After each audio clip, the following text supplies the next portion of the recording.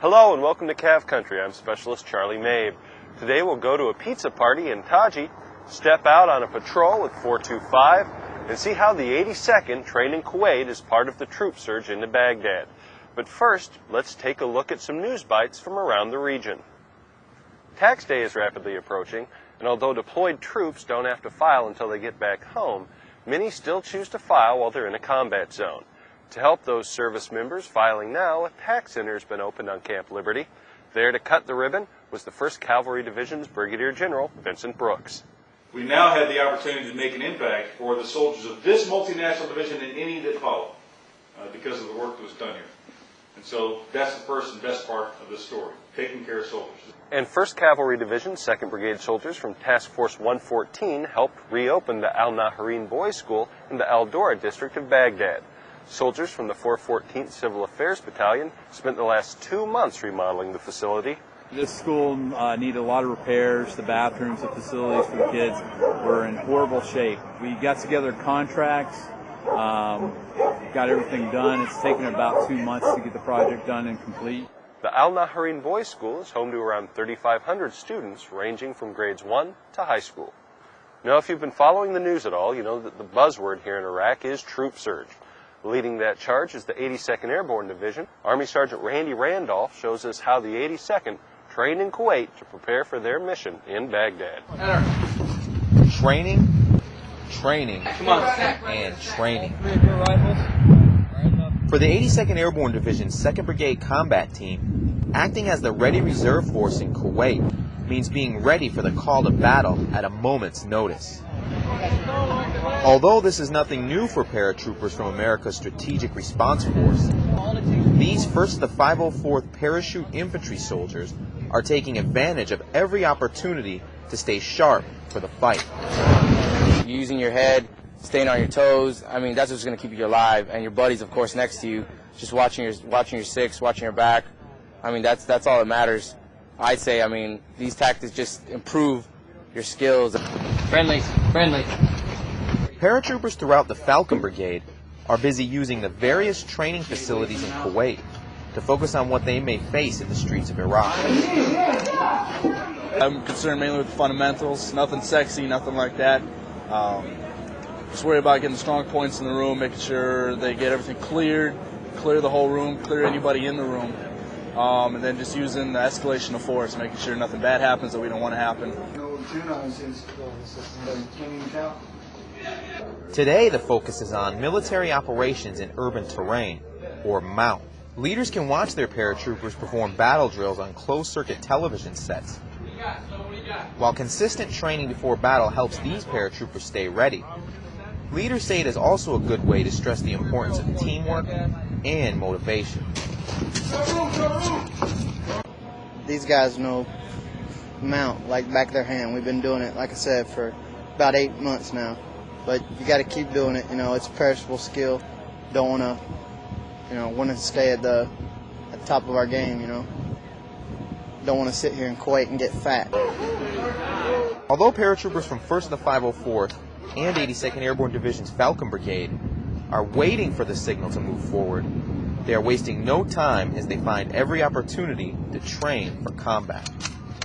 Reporting for the 82nd Airborne Division's 2nd Brigade Combat Team, I'm Army Staff Sergeant Randy Randolph. For those troops already in and around the Baghdad area, surge or not, life goes on as usual as it can in a war zone. Every day, soldiers still beat the streets in the ongoing effort to hand Iraq back over to its citizens. 2nd Infantry Division's Specialist Ernest Henry takes us out with paratroopers from the 1st Squadron 40th Cavalry Regiment as they patrol the dusty streets of southern Baghdad. So when the trucks and the Building relationships with the local citizens is a key ingredient in fighting an insurgency, a principal task of Bulldog Troop, 1st Squadron, 40th Cavalry Regiment Airborne, part of the 4th Brigade Combat Team Airborne, 25th Infantry Division. Their mission today was to drive into Adwania and gather information on the area, with one small change. We were approached by one of the locals who told us an IED had been in place in the route. Today, conducted a dismounted patrol up into town to clear the route of any IEDs. being on the ground, we can catch that command wire before we drive a vehicle in and have it hit by an IED. Deciding to dismount on the road to Adwania proved to be a good call for the soldiers of Bulldog Troop. On our way up, we found a command wire. Couldn't identify any munition attached to it. It looked like they had just prepped the command wire, dug a shallow hole, and then they would place the IED at a later date. After securing the command wire and deeming the road safe, the paratroopers continued on with their primary mission. We went to the city today to talk to shop owners, to talk to a mayor, and to talk to a sheik, just to get a feel around of what's going on. If there's any enemy activity, insurgencies, anything like that. Figure out who the key leaders are, who are the business owners, figure out maybe who we can work with in the future. Though their mission in Iraq is far from over, the paratroopers of Bulldog Troop are that much closer to accomplishing the 4th BCT's mission of building a secure Iraq. Coming up, we'll meet the Knights of Iraq and take a trip to Camp Taji for a little pizza. But first, this. Welcome back. In America, when a policeman is wounded in the line of duty, it's a pretty big deal. But unfortunately in Iraq, the wounding of an officer has become a pretty common occurrence. Believe it or not, even after 4 years of fighting, there's never been a formal recognition of Iraqi cops who have given their all in protecting the public good. But now, all that's changed. Army Sergeant Cap Kim was there at the very first ceremony for the Knights of Iraq. For the U.S. Army, honoring its wounded dates back to 1782, when George Washington awarded the wounded with a badge of military merit. Recently, a U.S. Army National Police Transition Team helped award more than 30 Iraqi police officers during a ceremony to finally honor those wounded in the line of duty. We like to recognize the sacrifice that the national police officers are making in their country and supporting the Prime Minister and supporting the national mission of securing Iraq for their own countrymen and making this a safer place for all. Each of the police officers who were honored became the first members of the Knights of Iraq. Well, this is the first time we've done it. This is the first award ceremony of the Knight of Iraq. I had got my staff together about 3 or 4 months ago, and we decided we wanted to show some type of form of recognition and support the battalion commander from 1/6 Police. And we approached him about recognizing his wounded soldiers for the sacrifices that they made and also recognize those that have died in combat. And for the policemen, getting the bad guy out of Iraq seems to be more important than their own safety. I feel great today. Now I just want to come back to work so I can help protect my country from the terrorists.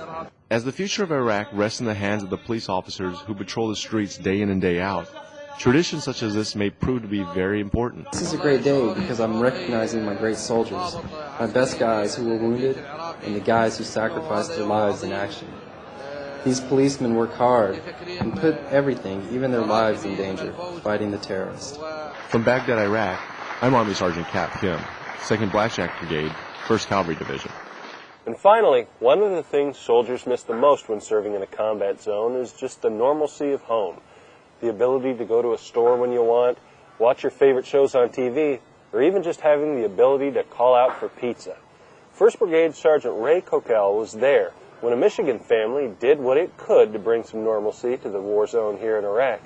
They sent the 2-8 band dogs at Camp Taji the daily special, 300 pizzas. Everyone's just going on and on about it. And when they finally got here, they're like, the pizzas are here. We didn't get them it was probably about a week.